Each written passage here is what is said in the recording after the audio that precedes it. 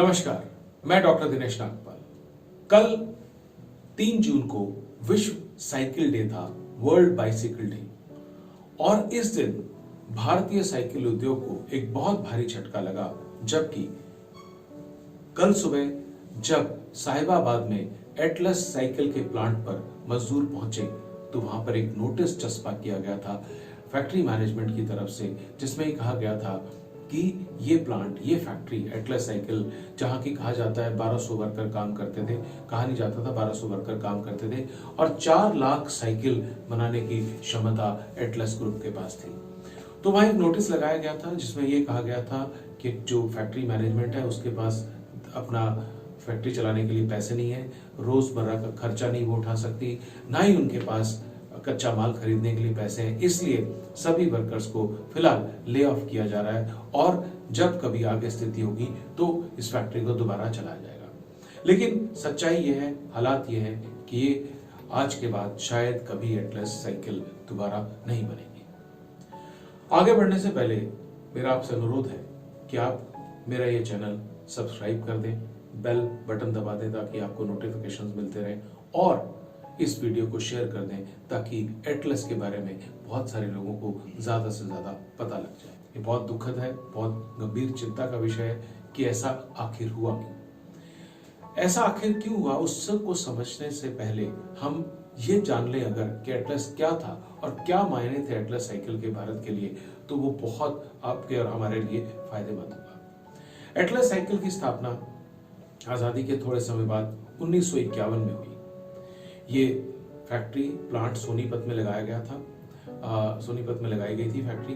25 एकड़ में इस प्लांट को लगाया गया था। 12 महीने के रिकॉर्ड समय में इसको पूरा किया गया था। जानकीदास कपूर कराची में पार्टीशन से पहले, यानी कि विभाजन से पहले, साइकिलों को इंपोर्ट करने का कारोबार करते थे और बहुत बड़े इंपोर्टर थे। और बाद में भारत बनने के बाद उन्होंने एक आह्वान लिया, एक सच्चे भारतीय की तरह भारत में मैन्युफैक्चरिंग की शुरुआत की। पहले साल 1951 में 12,000 साइकिल्स वहां बनाई गई और अगले ही साल साइकिल्स एक्सपोर्ट होना भी शुरू हो गई।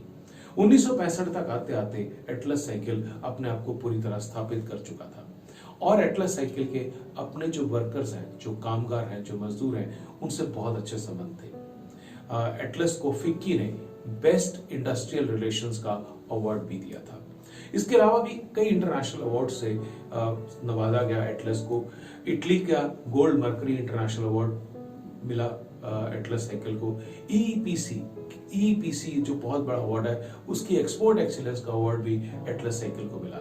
और एटलस साइकिल की शान में 4 चांद तब लगे जब 1982 के एशियाड गेम्स में एटलस साइकिल को ऑफिशियल साइकिल सप्लायर का दर्जा दिया गया और सारी साइकिल्स जो एशियाड में इस्तेमाल हुई, चाहे वो खेल के लिए हुई या और चीजों के लिए हुई, वो सारी की सारी साइकिल्स एटलस ने प्रोवाइड की थी। और एटलस का, जैसे मैंने बताया, बहुत बड़ा प्रोडक्शन बेस था। उनके जो प्लांट्स थे सोनीपत, साहिबाबाद उत्तर प्रदेश और मालापुर एमपी में थे। फिर ऐसा क्या हुआ, ऐसी क्या स्थिति हुई कि इतने बड़े ग्रुप को एकाएक एक एक करके सारे यूनिट बंद करने पड़े।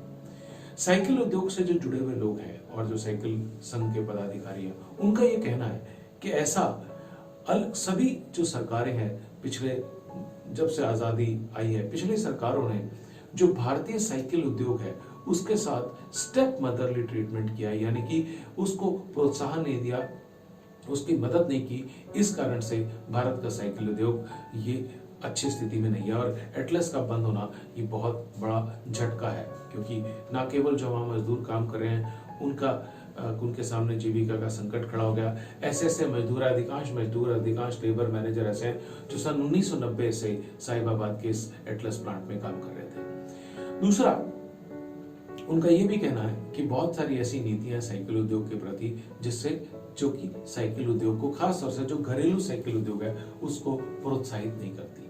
और हम भी अगर जाए आज बाजार में साइकिल खरीदें तो हम भी देख सकते हैं कि बहुत सारी विदेशी साइकिल्स भारत में आ रही हैं जिनका दाम भी कम है और जो देखने में शायद ज्यादा सुंदर हो, हालांकि उतनी ड्यूरेबिलिटी ना हो। ठीक है। और एटलस का जो मुख्य उद्देश्य था, जब एटलस साइकिल बनाई गई और एटलस की जो रोडस्टर करके साइकिलों की श्रृंखला है, एटलस साइकिल का मुख्य उद्देश्य आम आदमी को कम कीमत में साइकिल उपलब्ध कराना था। निश्चित तौर से एटलस के बंद होने से आम आदमी को कम कीमत में साइकिल उपलब्ध कराने के सपने वाले इस ग्रुप पर, जिनको जानकी दास कपूर ने बनाया था, उस पर निश्चित तौर से चोट लगी होगी। तो बहुत गंभीर समय है, गंभीर विषय है। हम सबको इस बारे में सोचना होगा कि आखिर क्या ऐसा हो रहा है, क्यों हमारे उद्योग, हमारे घरेलू उद्योग पनप नहीं पा रहे, फल फूल नहीं पा रहे।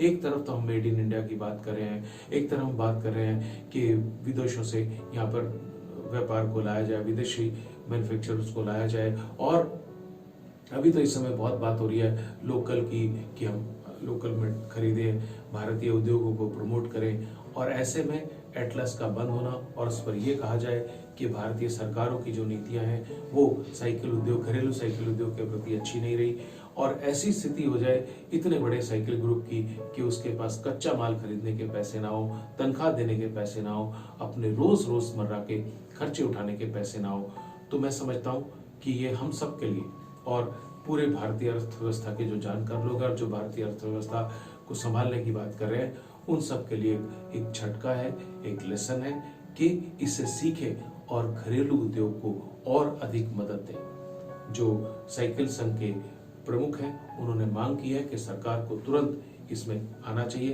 एटलस साइकिल को दोबारा चलाने की कोशिश करनी चाहिए और भारतीय साइकिल उद्योग को पूरी मदद करनी चाहिए। हमें उम्मीद है कि कुछ ना कुछ ऐसा जरूर होगा कि एटलस दोबारा से बनेगी, आम आदमी को मिलेगी और दोबारा सड़कों पर इस महान भारतीय साइकिल ब्रांड का नाम चलेगा। हम ऐसी उम्मीद करते हैं